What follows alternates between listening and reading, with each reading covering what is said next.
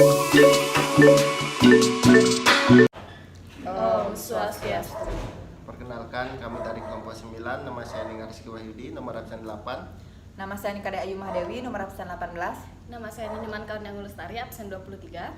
Kami akan membawakan tentang sistem informasi manajemen dengan pembahasan. Yang pertama moral, yang kedua etika, yang ketiga hukum.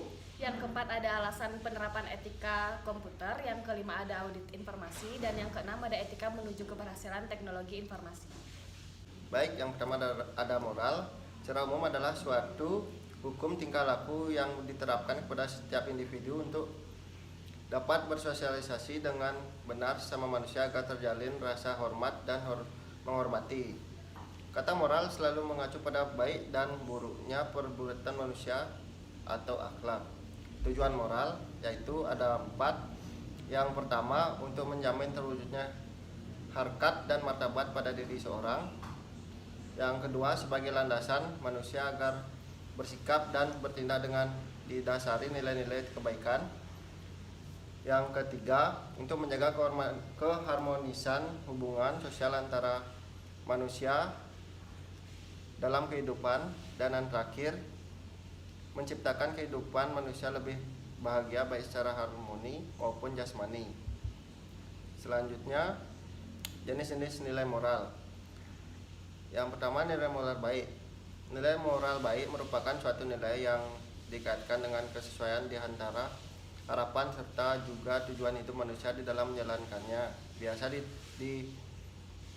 ditinjau dari keindahan sosial dari masyarakat, contohnya seperti dengan menolong sesama makhluk yang membutuhkan. Yang kedua, nilai moral buruk. Jenis nilai moral tentang keburukan merupakan lawan kata dari istilah kebaikan.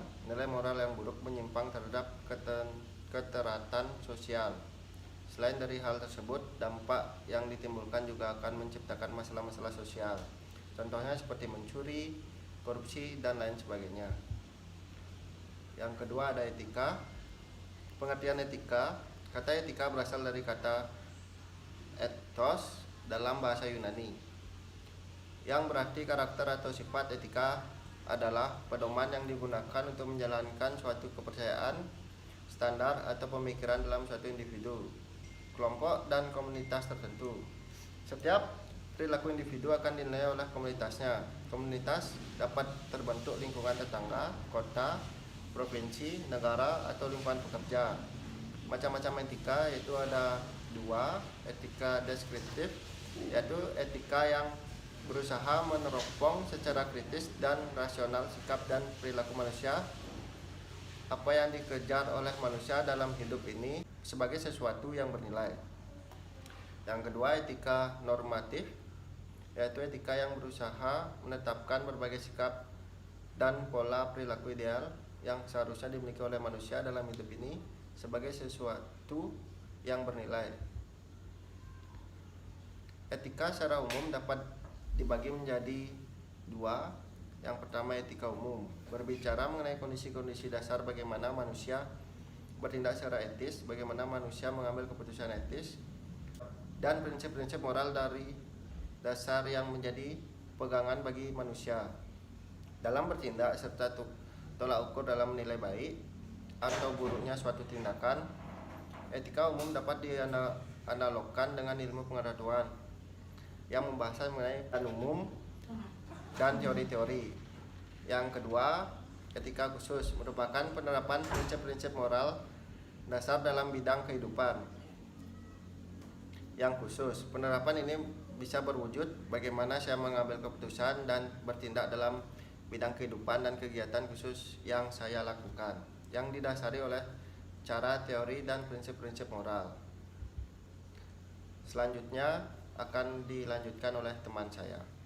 Selanjutnya saya akan membahas tentang hukum. Secara umum, hukum merupakan suatu sistem yang dibuat oleh pihak berwenang ataupun pemerintah dari suatu negara yang berisi aturan dan norma yang diterapkan guna menciptakan kedamaian dan ketertiban di negara tersebut. Pengertian hukum tersebut juga meliputi sanksi yang menyertai bagi siapapun pelanggar aturan dan norma yang telah ditetapkan, sehingga dengan adanya hukum, suatu negara akan lebih nyaman dan meminimalisir tingkat kejahatan yang terjadi di negara tersebut.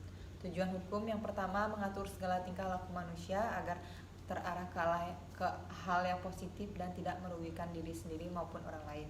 Yang kedua, mewujudkan keadilan sosial bagi seluruh rakyat dan setiap orang yang tinggal di negara tersebut. Yang ketiga, membangun kesadaran dari setiap orang tentang pentingnya sistem hukum yang berlaku di negara tersebut.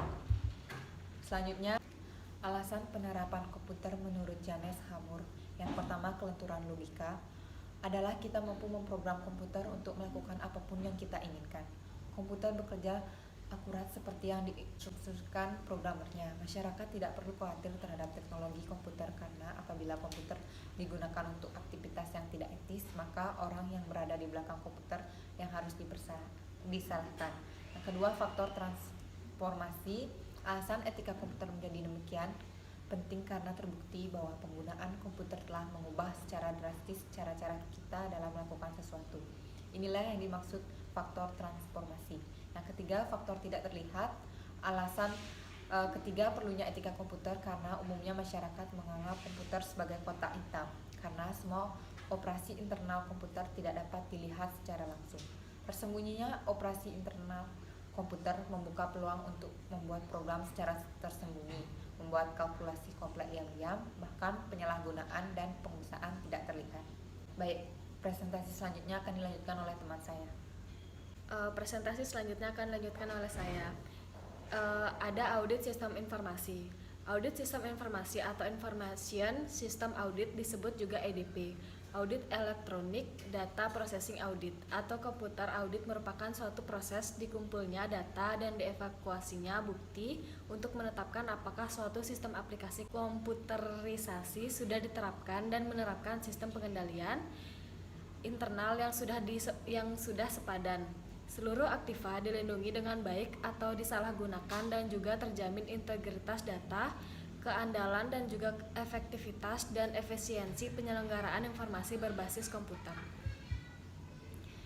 Ada tujuan audit sistem informasi menurut Tron Weber menyatakan bahwa tujuan audit informasi adalah yang pertama untuk pengamanan aset yang merupakan aset informasi pada perusahaan seperti perangkat keras, perangkat lunak, dan sumber daya manusia.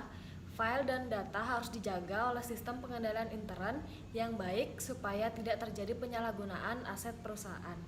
Yang kedua ada menjaga integritas data.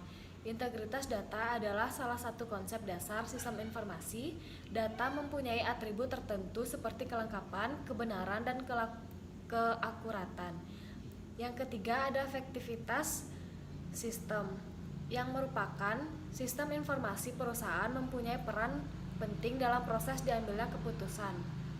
Suatu sistem informasi bisa disebut efisien jika sistem informasi tersebut dapat memenuhi keperluan penggunaan atau user dengan sumber daya informasi yang minimal. Yang keempat ada efisiensi sistem. Itu suatu sistem bisa disebut efisien jika sistem informasi dapat memenuhi kebutuhan user dengan data informasi yang minimal. Yang kelima ada ekonomis. Ekonomis menunjukkan kalkulasi untuk rugi ekonomi yang sifatnya kuantifikasi nilai moneter atau uang. Ekonomis merupakan pertimbangan ekonomi. Adapun jenis-jenis audit sistem informasi, yang pertama ada audit laporan keuangan, yaitu audit laporan keuangan atau financial statement audit, yang merupakan audit yang dijalankan untuk mencari tahu tingkat kewajaran laporan keuangan yang disajikan perusahaan.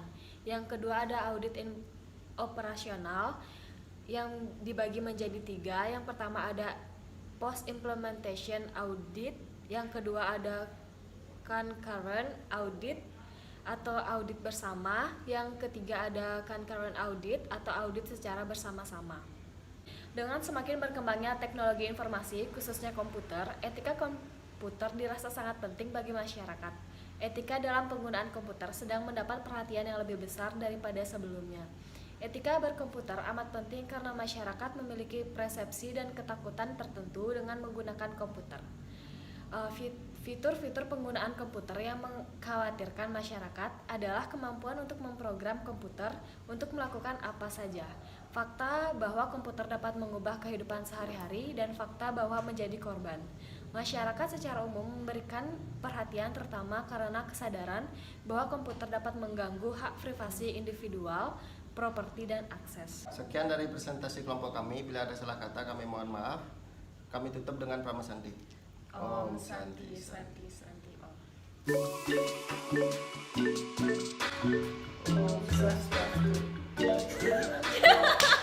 Loh, Gede kali. nama saya dengan Soebi.